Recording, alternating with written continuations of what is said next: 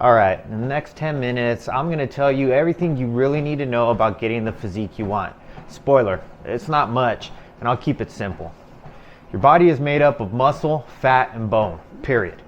Now, we can't change the bone structure, but everything else, that's where you have control. The goal, build muscle and lose fat. You've heard it before, right? But here's the key. It doesn't matter whether you want to build tons of muscle, lose a little fat, or do both. The principles are the same. Building muscle is just building muscle, and losing fat is just losing fat. It's all about your body composition, the amount of muscle and fat you have. Now, you might have different goals. Some might need to build lots of muscle and lose a bit of fat. Others might need to do the opposite. But let me clear up two common myths. Myth number one, you'll get too big if you train the way bodybuilders do. No, you won't. If you're worried about getting too big, you can stop when you're happy with the size. And please trust me on this.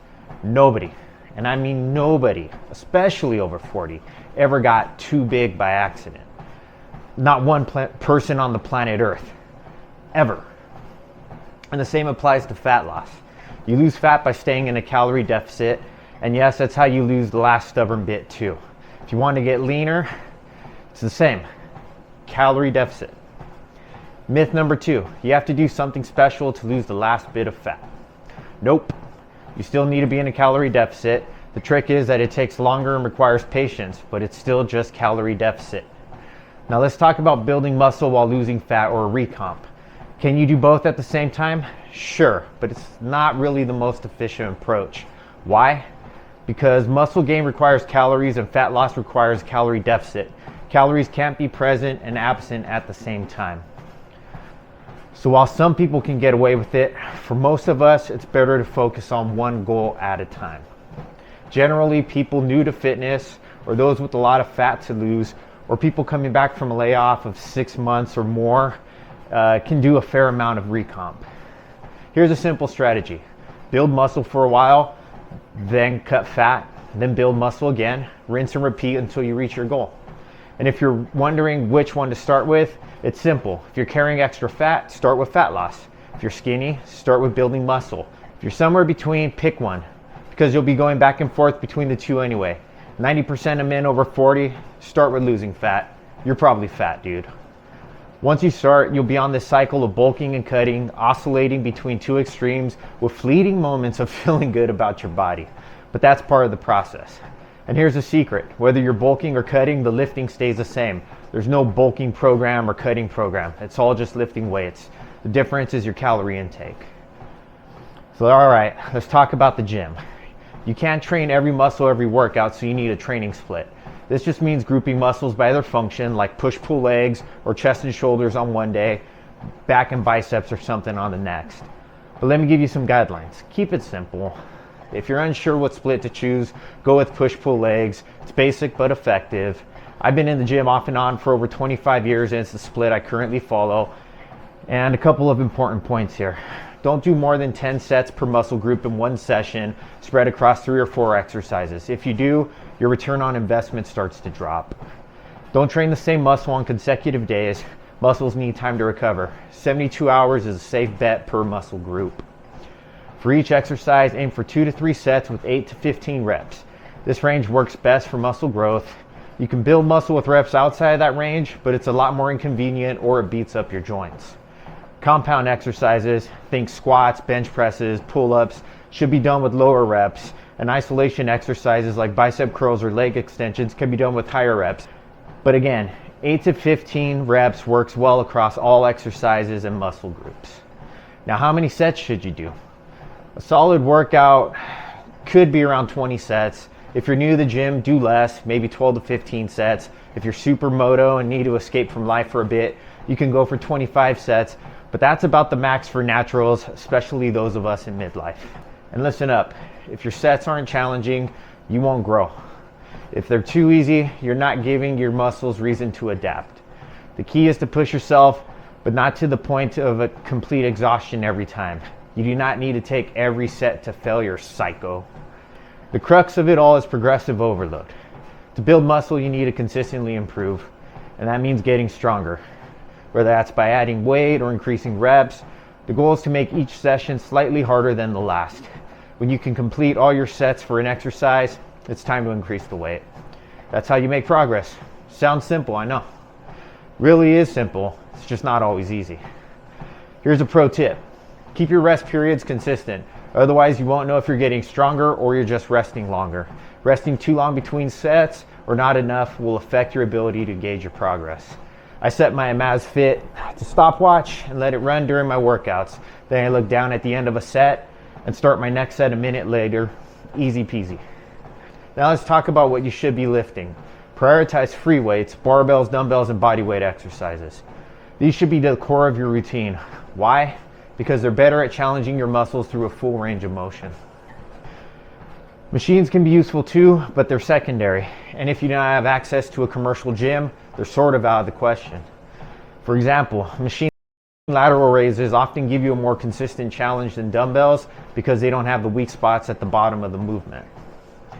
If you're not sure where to start, a basic workout might look like this: chest, shoulders, and triceps. Do a compound movement for each, something like bench press or overhead press, and then add in some isolation work for the smaller muscles. Some side laterals, some front raises, overhead dumbbell tricep extensions. Most importantly is consistency. Whatever exercises you choose, consistency is key. Don't change your routine every week. Stick with the program for at least 4 to 6 sessions before making any changes. With compound movements, you need time to get better at the skills involved. Focus on getting stronger with your basic lifts and everything else will follow. A less than ideal or optimal program done consistently for months on end is 1,000,000 times more effective than some science-based, optimized program done for 10 days and then stopped. Now let's talk about the other side of the coin, nutrition. To gain muscle, you need to eat more than you burn. To lose fat, you need to eat less. Simple, right? But there's a catch. You want to make sure that the weight you gain is mostly muscle and the weight you lose is mostly fat.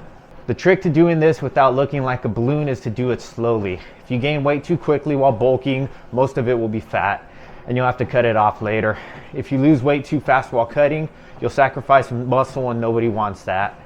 Aim for a slow and steady weight gain or weight loss, something around a ½ pound to a pound per week. A daily calorie deficit of 300 to 500 calories is plenty for losing anywhere from a ½ pound to 2 pounds per week, depending on how much fat you have to lose. A daily caloric surplus of as little as 200 calories per day is plenty for building muscle in a bulk. For the average guy with 20 to 40 pounds of weight to lose, I'd start tracking at 2,000 calories a day for 2 weeks religiously and see where you're at and make adjustments if necessary. No need to dive into some crazy deficit and then blow it in 8 days because it's not sustainable. The process takes time, like 12 to 20 weeks time. All right, so your protein intake. Protein is essential. A good rule of thumb is 1 gram of protein per pound of body weight. If you're overweight, you can scale this down a little bit. And if you're very lean and tall, you might need a bit more. Fats and carbs, they're flexible. Just make sure you hit your minimum fat intake because, your body needs fat to function, absorb vitamins, regulate hormones, lots of things. My macros are usually around 165 grams of protein, 150 grams of carbs, and 40 to 50 grams of fat. I'm also pretty lean though, and trying to lean out further, so please don't go by my numbers. All right, let's wrap this up with a quick fire round. Creatine works for building muscle and strength. Take it regularly, 5 grams per day, creatine monohydrate. Whey protein is just protein. It's convenient, so it's worth it for most people. Consistency is key. It's better to train 3 times a week consistently than 5 times a week inconsistently. Cardio helps, but it's not necessary.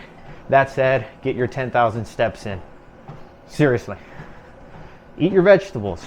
Healthy body equals better performance, and they'll fill you up as your calories get low. You'll make fewer gains as you get bigger, so enjoy the process. And it will come.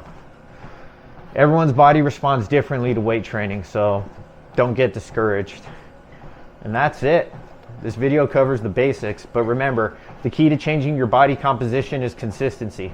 Train hard, eat right, and be patient. It takes time, but it works. Kobe, Wayne Gretzky, Jordan, all practice the basics to the end. Perfecting the basics will get you 90% of the gains and a totally rad physique. All right, so thanks for listening. I hope this helps you get a clear idea of what's actually required to reach your goals. It's nothing crazy. And if you like this video, please subscribe for more. And remember, whether you're bulking or cutting, it's the same basic principles. Stay consistent, stay patient, and the gains will come. I'll see you later.